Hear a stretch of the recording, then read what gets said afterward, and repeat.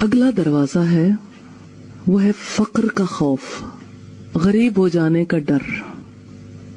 مال کے بہت سارے مسائل ہیں، لیکن مال انسان خرچ کیوں نہیں کرنا چاہتا؟ یہ ڈر ہے کہ کہیں ہمارے پاس سے مال ختم نہ ہو جائے، کہ مال اگر ختم ہو گیا تو پھر جئیں گے کیسے؟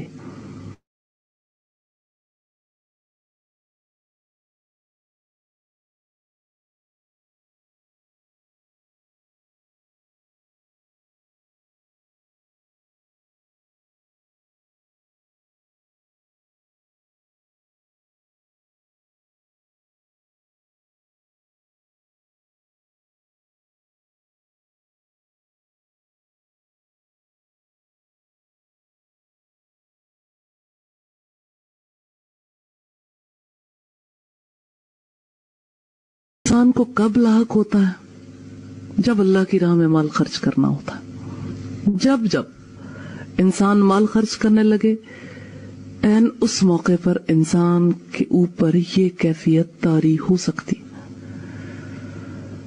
اس فقر کے خوف کی وجہ سے انسان مال جمع کر کے رکھتا ہے،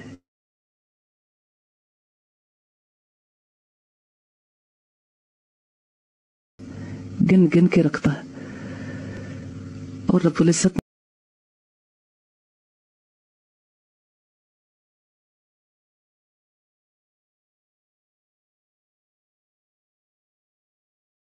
تک گرتا چلا جائے گا، پھر تمہیں پہنچے گا۔ یہ مال جمع کرنے کا انجام جمع کرتا ہے کہ کہیں میں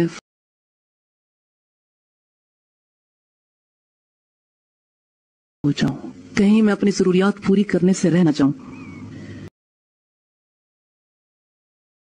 کہتے ہیں کہ شیطان کا دعویٰ یہ ہے کہ انسان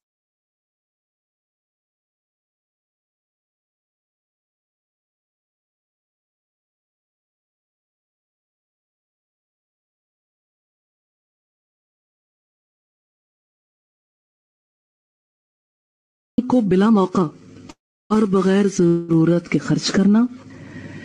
تیسرے یہ خرچ نہ کرنا، ہاتھ روک لینا۔ یہ کیوں روکتا ہے انسان؟ فقیر ہو جانے کے خوف۔ خوف دلانے سے زیادہ مؤثر کوئی دوسرا حربہ نہیں ہے۔ یہ بہت زبردست ہتھیار ہے شیطان کا۔ سوال یہ پیدا ہوتا ہے کہ جب انسان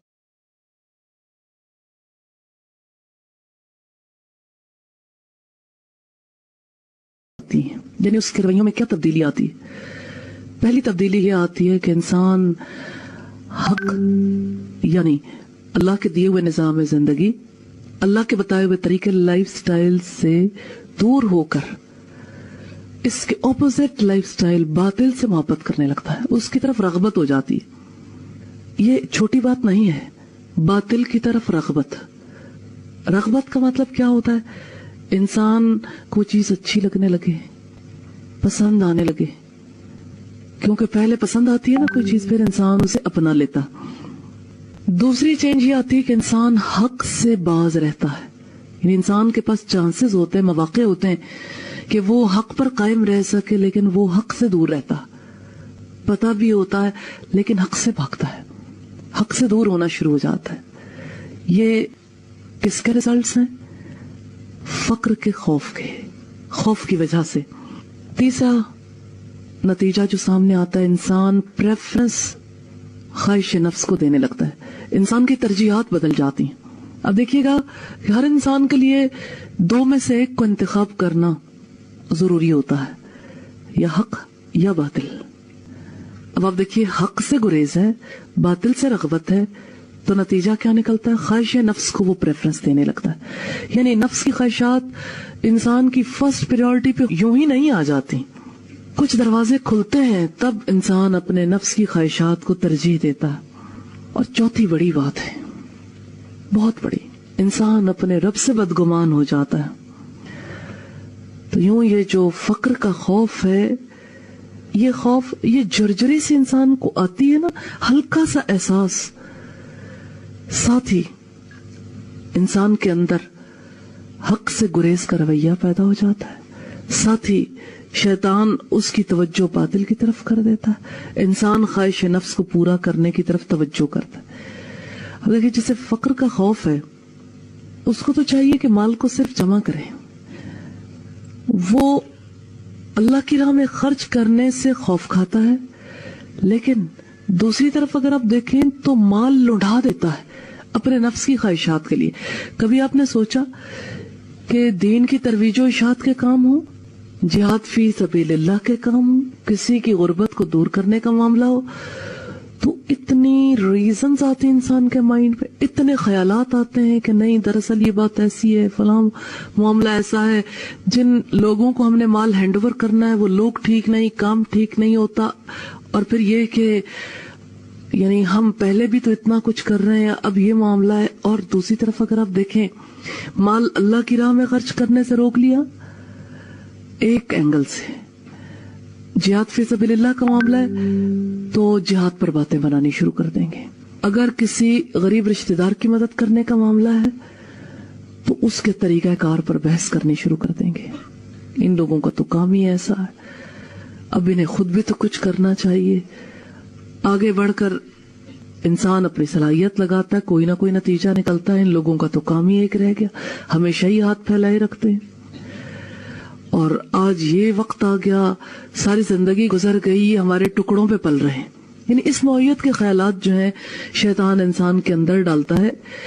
اور مال بچا لیا نا اللہ کی راہ میں خرچ کرنے سے، غربا کی مدد کرنے سے، کسی بیوہ کی خدمت کرنے سے، کسی بچے کو پڑھانے سے، قرآن حکیم کی ترویج و اشاعت، اس کی تعلیم کے ذرائع سے اب وہاں سے بچ گیا۔ دوسری طرف آپ دیکھیے کہ مال لوٹایا کہاں جاتا ہے، کہ ابھی ادھر سے بچایا تھا، دوسری طرف ایک سوٹ خریدنے کے لیے گئے، دوسری طرف صرف کھانا کھانے کے لیے گئے، کسی کو کھانا کھلانا چاہتے ہیں، ایک ٹائم کی ہوٹلنگ پہ کتنا مال لگ جاتا ہے۔ اچھا پھر آپ دیکھیے شادی بیاہ کی تقاریب ہوں تو یوں لگتا ہے کہ جیسے سب کچھ اڈیل دیں گے، ہر چیز لٹانے کے باوجود ذرا بھی فقر کا خیال نہیں آتا۔ تو فقر کا خوف شیطان دلاتا ہے۔ قرآن حکیم میں آتا ہے الشیطان یعیدکم الفقر، شیطان تمہیں فقر کا وعدہ دیتا ہے نیکی سے روکنے کے لیے۔ اچھا شعوری طور پر اسے محسوس کیجئے گا، ہمیشہ نیکی سے رکنے کے لیے فقر کا خوف آتا ہے، اور بے حیائی کے کاموں کے لیے، دنیاوی مقاصد پورا کرنے کے لیے کوئی خوف نہیں آتا۔ یہ شیطان ہے جو فقر کا خوف دلاتا ہے، اور اللہ اپنی بخشش اور فضل کی امید دلاتا ہے۔ تو شیطان کے تو سارے ہی وعدے جھوٹے ہیں، اور رب اپنے وعدے کے خلاف کبھی نہیں کرتا۔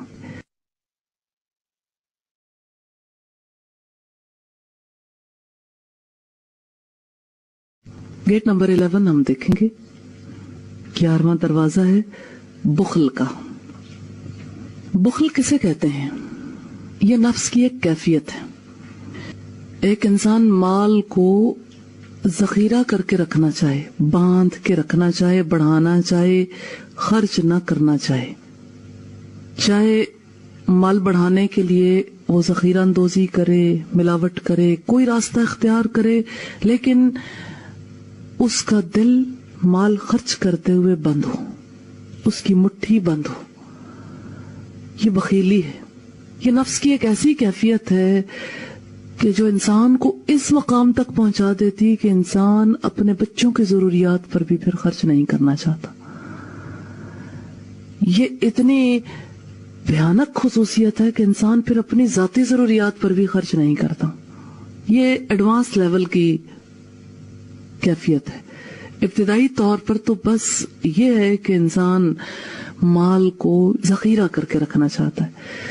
قرآن مجید میں رب العزت فرماتے ہیں الذین یکنزون الذھب والفضہ، وہ لوگ جو سونے اور چاندی کو ذخیرہ کرتے ہیں، ولا ينفقونها فی سبیل اللہ، اور اس کو اللہ کے راستے میں خرچ نہیں کرتے، فبشرہم بعذاب علیم، ان کو دردناک عذاب کی بشارت دے دو۔ दो सूरतें हमें नजर आती हैं। सोने और चांदी को जखीरा करके रखते हैं, बचा के रखते हैं, किसके लिए? दुनिया के लिए। उसको अल्लाह के रास्ते में खर्च नहीं करते, उनके लिए दर्दनाक अजाब की बिशारत है। अल्लाह के रसूल सल्लल्लाहु अलैहि वसल्लम ने फरमाया, क़यामत के दिन इंसान का माल गंजे नाक की सूरत में उसके सामने आएगा, उसके गिर्द लिपट जाएगा, दाईं तरफ से आएगा तो उसके ये जो मुंह है ना, यहां से लेके उसके जबड़े तक को चीर डालेगा और उसे कहेगा अना मालूका। दूसरी तरफ से आएगा, दूसरे जबड़े को वो इसी तरह से चीर डालेगा और कहेगा अना कंजुका, मैं तुम्हारा वो माल हूं जिसको तुमने खजाना किया था, जिसकी तुम ज़कात तक नहीं निकालना चाहते थे, जिसको तुम रब के रास्ते में खर्च नहीं करना चाहते थे। ये माल ऐसा है जिसके बारे में रब्बुल इज्जत कहते हैं कि इनके सोने और चांदी को तपाया जाएगा और इससे इनकी पुश्तों को दागा जाएगा, इनकी पेशानियों को दागा जाएगा। तो जमा करने के एक मकासद है इंसान के, और जमा करने का नतीजा है रब की जानिब से। तो इंसान को इस चीज को जरूर पेश नजर रखना चाहिए कि जमा करने का क्या नतीजा इंसान के सामने आने वाला है। इंसान महदूद दुनिया की जिंदगी के बारे में देखता है, इस दुनिया में मुझे माल की जरूरत है, लिहाजा मैं ज्यादा से ज्यादा जमा करके रखूं। सवाल ये पैदा होता है कि बुखल से इंसान के अंदर क्या चेंज आती है। बुखल की वजह से हिर्स पैदा होती है और हिर्स इंसान के पांव की जंजीर बन जाती है। हिर्स की वजह से इंसान अपनी नमाजें तक छोड़ देता है।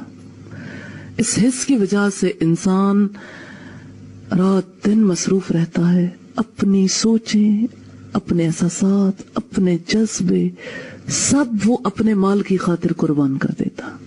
सारा वक्त उसके जहन में एक ही सोच रहती है, मेरा माल मेरा माल। 999 का चक्कर है, हल में मजीद कुछ और बढ़ा लूं और बढ़ा लूं। हज़रत अबू उमामा फरमाते हैं कि जब इब्लीस दुनिया में आया तो उसने अल्लाह की बारगाह में अर्ज किया कि अल्लाह तूने मुझे मरदूद करार दे दिया, कि मैं तेरी नजरों से गिर गया, मैं रिजेक्ट हो गया, तूने मुझे जमीन में फेंक दिया है, मेरे लिए एक घर बना दे। तो अल्लाह ताला ने फरमाया हम्माम तेरा घर है, वॉशरूम्स, टॉयलेट्स, ये आपका घर है।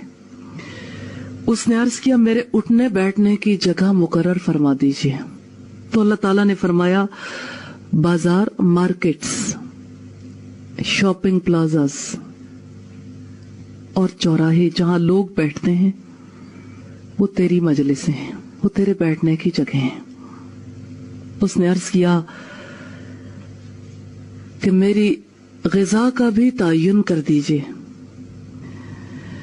तो अल्लाह ताला ने फरमाया वो खाना तेरी ग़िज़ा है जिस पर मेरा नाम न लिया जाए। खाना खाते हुए अल्लाह का नाम लेना भूल जाएं तो उस खाने में शैतान शरीक हो जाता है। फिर उसने कहा मशरूब का भी तायुन कर दें कि मैं पीऊं क्या। तो फरमाया नशावर चीजें तेरा मशरूब है। शैतान ने अर्ज किया कि मुझे कोई ऐलान करने वाला, मेरी अनाउंसमेंट्स करने वाला, मेरी आमद की इत्तला देने वाला भी अता फरमाइए। तो अल्लाह ताला ने ये फरमाया कि ये काम आप मज़ामीर से ले सकते हो, म्यूजिक से। जहां म्यूजिक बजेगा आपकी आमद की इत्तला हो जाएगी। उसने अर्ज किया कि पढ़ने और लिखने के सिलसिले में क्या हुक्म है। तो फरमाया फरसूदा शेर पढ़ो, बेहुदा शायरी जो है ये तेरा इल्म है। उसने कहा कि मुझे हदीस भी अता फरमाइए। तो फरमाया झूठ तेरी हदीस है। उसने अर्ज किया मुझे शिकार फांसने के लिए जाल भी अता फरमाइए। तो फरमाया औरतें तेरे लिए जाल हैं। इस एतबार से अगर आप देखिए तो शैतान की आमद के जो रास्ते हैं वो वाज़ेह हो जाते हैं। انسان کھانے پر نام نہ لے، شیطان چلا آتا ہے، اس کے کھانے میں شریک ہو جاتا ہے۔ میوزک شیطان کی آمد کا اعلان ہے۔ واش روم میں جاتے ہوئے آپ کیا کہتے ہیں؟ کیوں کہتے ہیں؟ شیاطین کی آمد کا پتہ چلتا ہے نا، ثبوت ہے ہمارے پاس کہ یہ شیاطین کے گھر ہے۔ اور اسی طرح سے مشروبات، نشہ آور چیزیں، کبھی آپ نے دیکھا کسی قسم کا نشہ کرنے والا انسان بھلائی کے دائرے میں رہتا ہو؟ مثلاً کوئی شراب پیتا ہو تو شراب پینے سے اسے عین نشے کی حالت میں بہت بھلائی ملتی ہو، نقصان دہ۔ ہیروئن کا نشہ کرنے والا، کبھی اسے خیر ملتی ہو نشے کی حالت میں، یا چرس پینے والا، یا کسی بھی فارم میں نشہ کرنے والا۔ نشہ شیطان کی آمد کا ذریعہ ہے۔ نشے کی حالت میں انسان فلی شیطان کے کنٹرول میں ہوتا ہے، کیونکہ اس کی اپنی عقل مختل ہو جاتی ہے۔ جب تک انسان کی عقل کام کرتی ہے پھر بھی انسان شیطان کے حربوں سے بچ سکتا ہے۔ تو بنیادی طور پر اگر آپ دیکھیے تو کتنے ہی ایسے مقامات ہیں جو شیاطین کے لیے بہت ہی زیادہ ترغیب دلانے والے مقامات ہیں، جہاں شیاطین آتے ہیں۔ جیسے دیکھیے مارکیٹس، مختلف جگہیں جہاں پہ شاپنگ کے لیے لوگ پہنچتے ہیں بڑی خوشی کے ساتھ، پھر جہاں پر لوگ اوپنلی بیٹھتے ہیں، تو ہر ایک اعتبار سے اگر آپ دیکھیں تو انسان خطرے میں ہے۔ اور اس روایت کو یہاں پہ ذکر کرنے سے مراد یہ ہے کہ شیطان نے انسان کو پھانسنے کے لیے اللہ تعالیٰ سے کیا کچھ حاصل نہیں کیا ہوا۔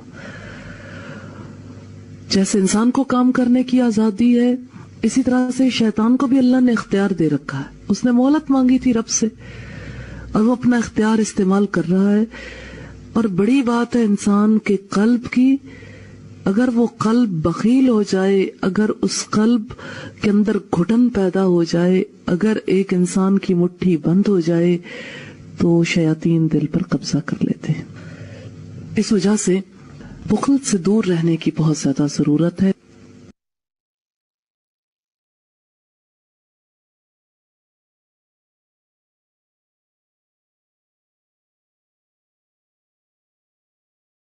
بارہواں دروازہ ہے مذہبی عصبیت کا، تعصب۔ تعصب بھی وہ جو مذہب کی وجہ سے ہو۔ آپ نے کبھی محسوس کیا ہے کہ ہماری سوسائٹی کتنے فرقوں میں بٹی ہوئی ہے؟ یہ اتنے فرقوں، اتنے ٹکڑوں میں کیسے بٹ گئی؟ اور یہ فرقہ بندی، یہ تعصب انسان کو کیا دیتا ہے؟ کیا یہ فرقہ بندی رب سے جوڑنے میں مفید کردار ادا کرتی ہے، یا یہ انسان کا تعلق رحمان کی بجائے شیطان سے جوڑ دیتی ہے؟ کتنی عجیب بات ہے نا کہ ایک انسان جس چیز کو نیکی کا کام سمجھ رہا ہو، جس کو اپنے لیے سب سے زیادہ ضروری خیال کر رہا ہو، وہی چیز انسان کو رب سے دور کرنے میں مفید رول پلے کر رہی ہو۔ مذہبی تعصب کیا ہے؟ ایک چیز کو اچھا سمجھنا تو اس کے ساتھ ساتھ دوسرے کو برا سمجھنا۔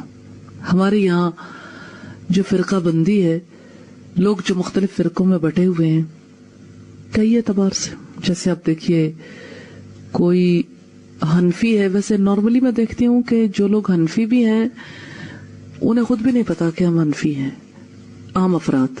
لیکن جتنے مسالک ہیں میں ان کی بات کر رہی ہوں کہ جو علماء علم حاصل کرتے ہیں اور پھر لوگوں کو آگے فرقہ بندیوں میں یا فرقوں میں بانٹے رکھتے ہیں، اس اعتبار سے ہم دیکھ رہے ہیں۔ تو کچھ لوگ ہیں جو اہل سنت والجماعت کہلاتے ہیں۔ حنفی مکتب فکر کے دو بڑے گروہ ہیں، ایک فرقہ ہے دیوبندیوں کا اور دوسرا ہے بریلوی۔ اسی طرح سے شافی مسلک ہے اور اسی طرح حنبلی۔ ہمارے یہاں حنبلی مسلک نہیں ہے، لیکن بہرحال دنیا میں یہ مسلک پایا جاتا ہے۔ اسی طرح سے مالکی فقہ سے تعلق رکھنے والے افراد، یہ ایک اینگل ہے۔ پھر اسی طرح سے کچھ لوگ ہیں جو صحابہ کرام سے نفرت کرنے والے ہیں، کچھ لوگ ہیں جو صحابہ کرام کی محبت میں جان دینے کو جنت تک پہنچنے کا راستہ سمجھتے ہیں۔ اسی طرح سے اگر آپ دیکھیں تو مزید بھی فرقہ بندیاں موجود ہیں ہمارے یہاں. تو فرقہ بندی میں کیا ہوتا ہے؟ تعصب کا دروازہ جب کھلتا ہے تو انسان کی سوچیں کس نوعیت کی ہوتی ہیں. تعصب کی وجہ سے انسان دور کس چیز سے ہوتا ہے، اس سے انسان کو کیا نقصان پہنچتا ہے. مثال کے طور پر دیکھیے آپ کے جتنے مختلف فرقے ہیں نا، اس کے لیے جتنے مدارس بنے ہیں، آپ ان کے سلیبس کو دیکھیں. 8 برس یا اس سے کم جتنے عرصے میں بھی جو ان کی بڑی ایجوکیشن ہے دلائی جاتی ہے، اس کا سلیبس دیکھیے. اس سلیبس میں کیا چیز ہے جو پڑھائی جاتی ہے؟ جانتے ہیں سب سے زیادہ وقت کس پر لگایا جاتا ہے؟ فقہی اختلافات پر. جتنے ہمارے ائمہ کرام تھے روشن ستارے تھے، واللہ وہ متقی اور پرہیزگار لوگ تھے. انہیں اپنی رائے کو واپس لیتے ہوئے صحیح حدیث کے مقابلے میں کبھی تکبر لاحق نہیں ہوتا تھا. لیکن جو ان کی تقلید کرنے والے ہیں، میں کبھی کبھی سوچتی ہوں اگر وہ ائمہ کرام آج زندہ ہوتے اور اپنے تقلید کرنے والوں کو دیکھتے تو یقیناً اپنے آپ کو ان سے بری و ذمہ قرار دیتے کہ ان کا ہمارے ساتھ کوئی تعلق نہیں. لیکن تقلید کے کس مقام تک آج سب لوگ پہنچ چکے، خود کو درست سمجھتے ہیں، دوسرے افراد کے ساتھ مس بیہیو کرتے ہیں. کہاں تک؟ ایک خاتون مجھے کہتی ہے میرا بیٹا مسجد میں نماز پڑھنے کے لیے گیا تو نماز پڑھتے ہوئے دونوں کا فرقہ مختلف تھا. مسجد کسی اور فرقے والوں کی تھی، پڑھنے والا کسی اور فرقے سے تعلق رکھتا تھا.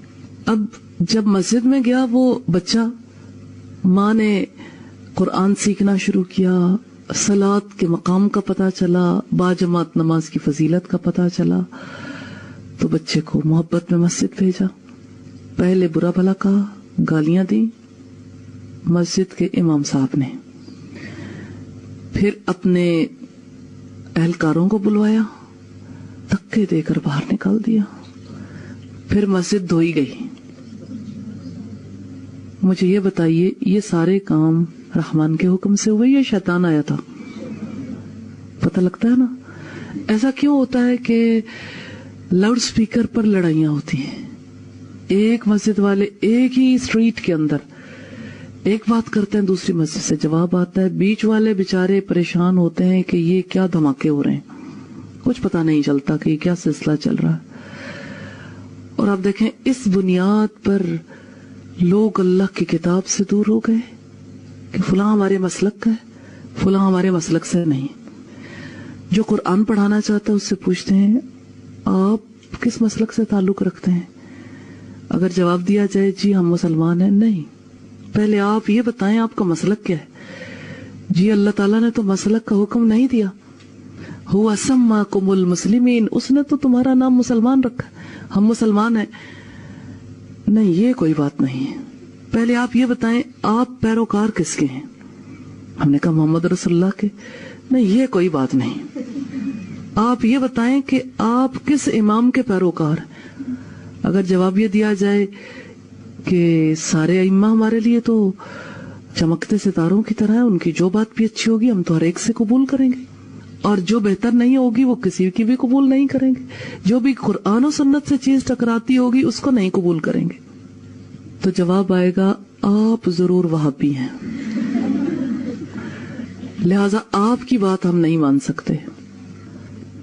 تو جو اللہ کی کتاب کی دعوت دے تو کون ہے پیچھے؟ علم والے ہیں نا، جو کہتے ہیں ان کی بات نہ سننا، والغوا فیہ. یہ بات کہا تو کرتے تھے اہل مکہ کہ یہ قرآن نہ سننا، جب سنایا جائے تو شور مچا دو. لیکن آج مسلمانوں سے یہی کام مذہبی عصبیت کروا رہی ہے، تعصب کروا رہا ہے.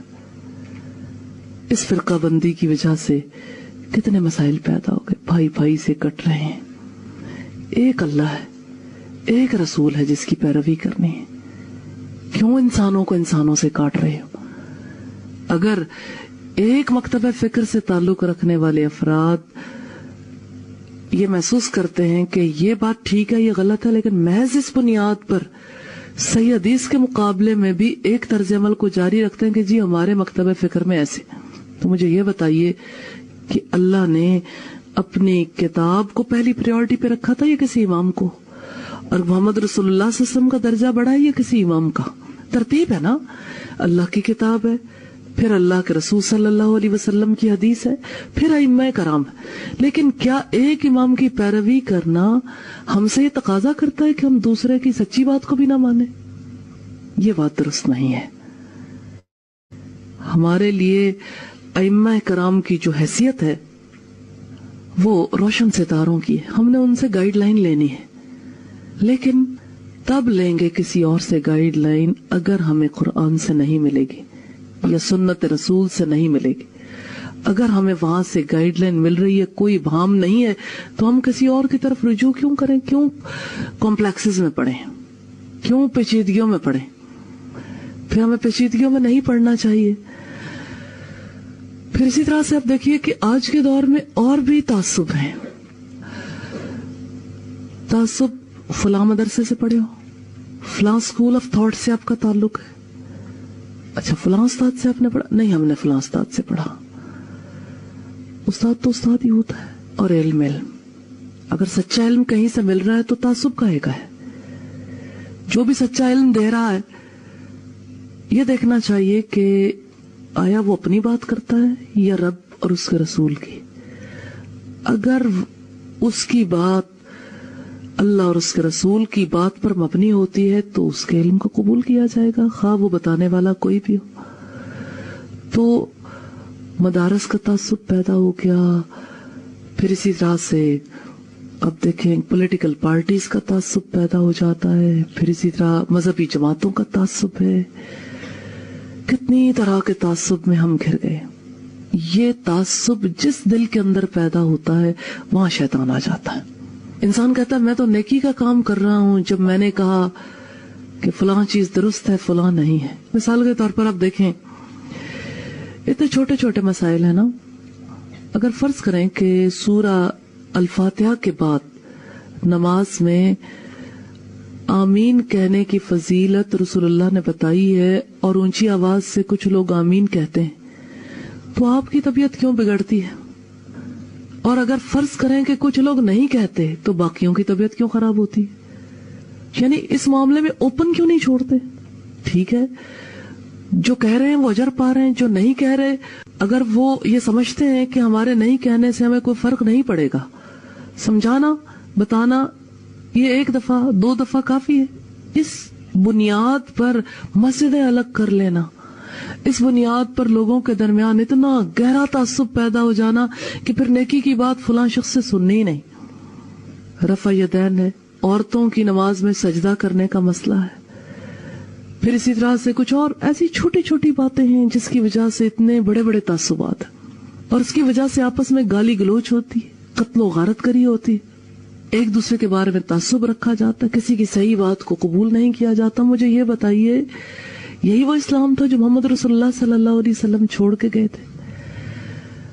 رسول اللہ صلی اللہ علیہ وسلم نے فرمایا یہودیوں کے 71 فرقے تھے، نصارہ کے 72 ہوئے، اور آپ نے پیشین گوئی کی تھی کہ مسلمانوں کے 73 فرقے ہو جائیں گے۔ یہ فرقہ بندی جانتے ہیں اس کا رول کیا ہے؟ اصل سے انسان کی توجہ ہٹا دیتی ہے۔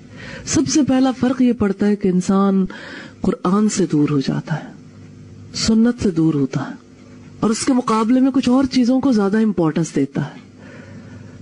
ذہن کا رخ ایسا بن جاتا ہے جس کی وجہ سے انسان کسی کی بات قبول کرنے کے لیے تیار نہیں ہوتا، اور تعصب اتنی بری چیز ہے کہ اس کی وجہ سے سچ نہیں دکھتا، بات بری لگتی ہے، اور انسان بڑے سے بڑے فائدے کو اگنور کر دیتا ہے۔ اس کی وجہ سے انسان خیر کو قبول کرنے کے لیے آمادہ نہیں ہوتا۔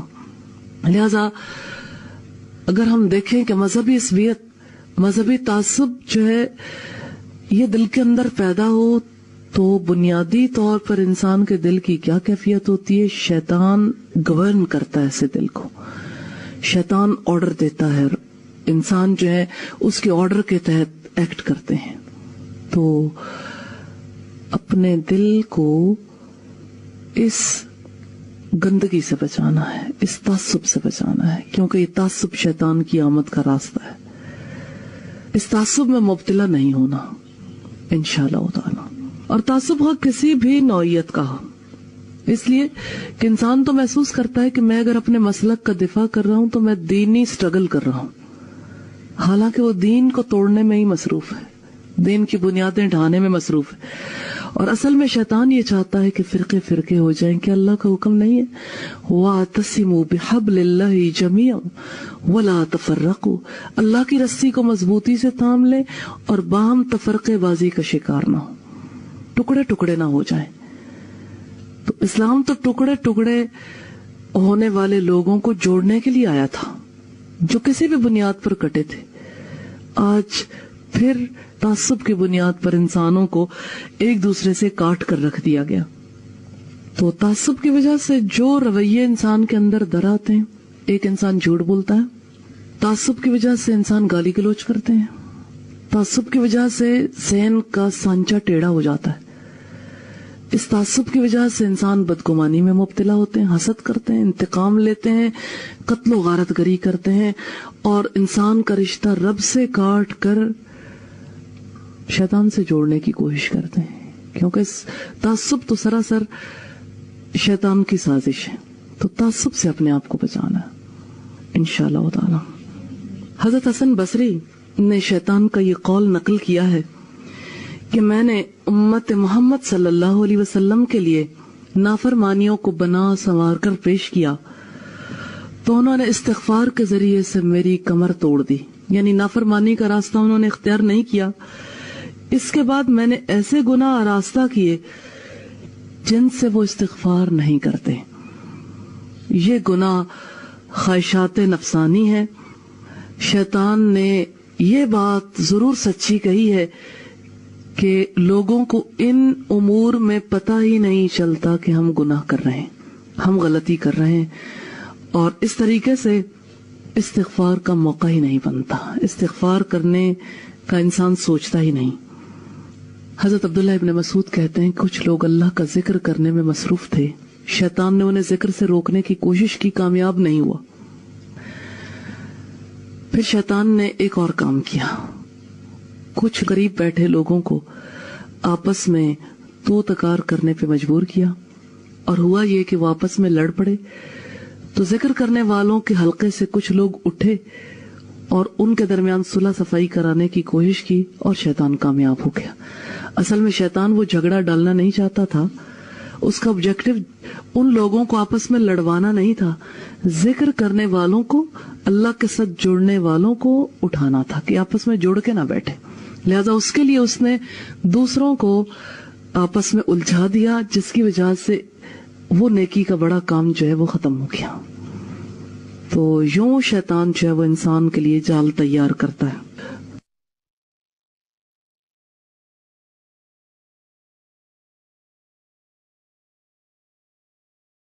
شیطان کی آمد کا اگلا راستہ انسان کو بحثوں میں الجھانا ہے، فلسفیانہ بحثوں میں الجھانا، یا آپ یہ کہہ سکتے ہیں کہ فلسفیانہ بحثیں جو ہیں یہ شیطان کی آمد کا دروازہ ہے، شیطان کو راستہ دیتی ہیں۔ سوال یہ پیدا ہوتا ہے کہ یہ فلسفیانہ بحثیں کس نوعیت کی ہوتی ہیں؟ عام طور پر اگر آپ دیکھیں تو یہ بحثیں کون لوگ کرتے ہیں؟ جن کے پاس دین کا علم نہیں ہوتا، وہ دین کے بارے میں بیٹھ کے خیال آرائیاں کرتے ہیں۔ اچھا، اب اگر آپ اسے دیکھیں کہ یہ راستہ شیطان کے لیے کیسے مفید ثابت ہوتا ہے، کس طرح سے لوگ اس کا شکار ہوتے ہیں۔ مثلاً کچھ لوگ ہیں جو بیٹھ کر پردے کے بارے میں ڈسکشن کر رہے ہیں، ضعف الطالب والمطلوب، ڈسکشن کا سلسلہ ہو رہا ہے، ٹی وی پروگرامز آ رہے ہیں، اور ڈسکس کون افراد کر رہے ہیں؟ جن کو اللہ کے احکامات کا پراپرلی علم ہی نہیں ہے، اسکالرز نہیں ہیں، صرف انہوں نے چند باتیں پڑھی ہیں اور ذہن ان کا الٹے رخ پہ چلا گیا۔ اب بیٹھ کے اپنی طرف سے بحثیں کی جا رہی ہیں کہ اس سے یہ نقصان ہے اور اس سے اس طرح کے معاملات خراب ہوتے ہیں۔ اپنی طرف سے بیٹھ کے اللہ کے ایک حکم کے لیے انہوں نے راستہ نکال دیا کہ نہیں، دین میں تو اس کی کوئی گنجائش ہی نہیں، دین تو حکم ہی نہیں دیتا کہ آپ چہرہ ڈھانپیں۔ آہستہ آہستہ کہیں گے دین سر ڈھانپنے کا بھی حکم نہیں دیتا، اور اگر یہی لوگ بیٹھے رہے تو یہ کہیں گے دین جو ہے وہ جسم ڈھانپنے کا بھی حکم نہیں دیتا۔ گریجولی شیطان تو اسی طرف لے کے آتا ہے نا، جیسے سورہ الاعراف میں آیا کہ اے بنی آدم، ہم نے لباس کو تمہارے لیے زینت کا اور آرائش کا ذریعہ بنایا، کہیں ایسا نہ ہو کہ شیطان تم پر سے بھی اسی طرح لباس اتروا دے جیسے تمہارے باپ دادا سے اتروائے تھے۔ اچھا، فلسفیانہ بحثیں آپ آج کل بہت محسوس کرتے ہوں گے۔ مثال کے طور پر پہلے تو یہ لوگ بیٹھا کرتے تھے اپنی اپنی جگہوں پہ، آج کل ٹی وی پروگرامز کے ذریعے سے سب کے ذہن خراب کرنے کی کوشش کی جا رہی ہے۔ مثلاً کوئی پروگرام علم کے نام پر پیش کیا جاتا ہے اور حقیقت یہ ہے کہ علم سے اس کا کوئی تعلق ہی نہیں ہوتا، وہی کے علم سے، اور اس پروگرام کے توسط سے وہی کے علم کو ڈینائی کرنے کی کوششیں کی جاتی ہیں کہ اس میں یہ ابہام ہے، اس میں یہ پرابلم ہے، اور دراصل دین یہ ہے۔ اور آج کے دور میں اسی کو ہم جو ہے اپنے دین کے طور پر قبول کر سکتے ہیں، اور کسی ایک معاملے میں نہیں، فلسفیانہ بحثوں کا سلسلہ 24 آورز جاری رہتا ہے۔ میں شاید فلسفے کا لفظ استعمال کر رہی ہوں جس کی وجہ سے بہت ساری باتیں کلیئر نہیں ہو پا رہی۔ آپ یہ دیکھیے کہ جیسے کچھ کوسچن آنسر سیشن ہوتے ہیں، پوچھے ان لوگوں سے جاتے ہیں جنہیں خود پتہ نہیں، جب پوچھا جاتا ہے پھر اس کے اوپر ڈسکشن ہوتی ہے، بات چیت ہوتی ہے، جب جواب آتا ہے تو لوگوں کا ذہن خراب ہوتا ہے، موڈ ہی خراب ہو جاتا ہے۔ جیسے میں نے یونیورسٹی میں آبزرو کیا، یونیورسٹیوں میں عام طور پر لوگ بیٹھ کے آپس کی بات چیت کرتے ہیں ریلیجن پہ، جنت اور دوزخ پہ بات چیت ہو رہی ہے، کہتے نہیں جنت اور دوزخ یہ تو کوئی کانسیپٹ نہیں ہے۔ میں یہ بات اس وجہ سے سامنے رکھ رہی ہوں کہ آپ کو یہ کلیئر ہو جائے کہ کس طرح ذہن خراب ہوتے ہیں۔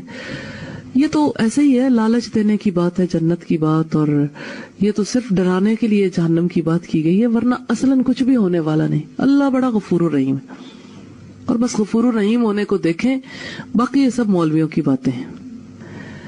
اور اسی طرح سے سود کے مسئلے پر آپ دیکھیے کہ بیٹھ کے آپس میں بات چیت وہ افراد کرتے ہیں جو دراصل سودی نظام کو جاری رکھنا چاہتے ہیں، لہٰذا ایسے ایسے دلائل نکالے جاتے ہیں سودی نظام کو برقرار رکھنے کے لیے کہ جس سے ایک عام آدمی یہ سمجھتا ہے کہ یہی حق ہے۔ اسی طرح سے معاشرتی حوالوں سے جو بات چیت کی جاتی ہے، لوگ آج ان سے دین کے متعلق پوچھنے لگ گئے، علم ان سے حاصل کرنے لگ گئے جو دراصل دین کو نہیں جانتے۔ دین کے بارے میں کوئی بھی زبان کھول لے اسی کو عام افراد سمجھتے ہیں شاید یہی علم رکھنے والا ہے، لہذا دین کی صورت بگاڑنے کی بھرپور کوشش کی جا رہی ہے، اور یہ کوشش کامیاب بھی۔ ہر دور میں یہ سلسلہ جاری رہا، کسی دور میں کسی صورت میں، کسی دور میں کسی صورت میں، جیسے کبھی تقدیر کا مسئلہ سامنے رکھ دیا، کبھی خلق قرآن کا مسئلہ سامنے رکھ دیا، کبھی اللہ کی ذات کے حوالے سے۔ اللہ کے رسول صلی اللہ علیہ وسلم نے اس کے بارے میں بتایا کہ شیطان تم میں سے کسی کے پاس آ کر پوچھتا ہے تجھے کس نے پیدا کیا، اور وہ جواب دیتا اللہ تبارک و تعالیٰ نے۔ وہ پوچھتا اللہ کو کس نے پیدا کیا، اگر تم میں سے کسی کو یہ حالت پیش آئے تو اسے کہنا چاہیے میں اللہ اور اس کے رسول پر ایمان لایا، آمنت باللہ ورسولہ۔ اگر وہ کہہ دے تو اس سے اس کا وسوسہ ختم ہو جائے گا۔ یہاں سے خاص بات نوٹ کیجئے گا، رسول اللہ نے علاج کے لیے بحث کرنے کو نہیں کہا کہ آپ اس پہ سوچو۔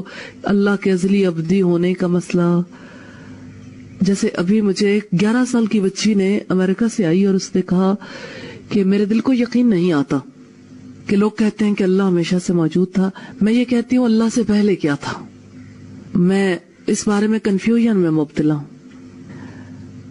تو بنیادی طور پر اس کے ذہن میں کنفیوژن کہاں سے پیدا ہوئی؟ جس اسکول میں وہ بچی پڑھتی ہے اس اسکول میں اس کے نظریات کو خراب کرنے کے لیے کوئی ایک چیز اس کے ذہن میں ایسی ڈالی گئی کہ اب وہ کسی بھی چیز سے مطمئن نہیں ہوتی تھی۔ اس سے میں نے کہا یہ بتاؤ کہ ایک سے پہلے کیا آتا ہے؟ کہتی 0۔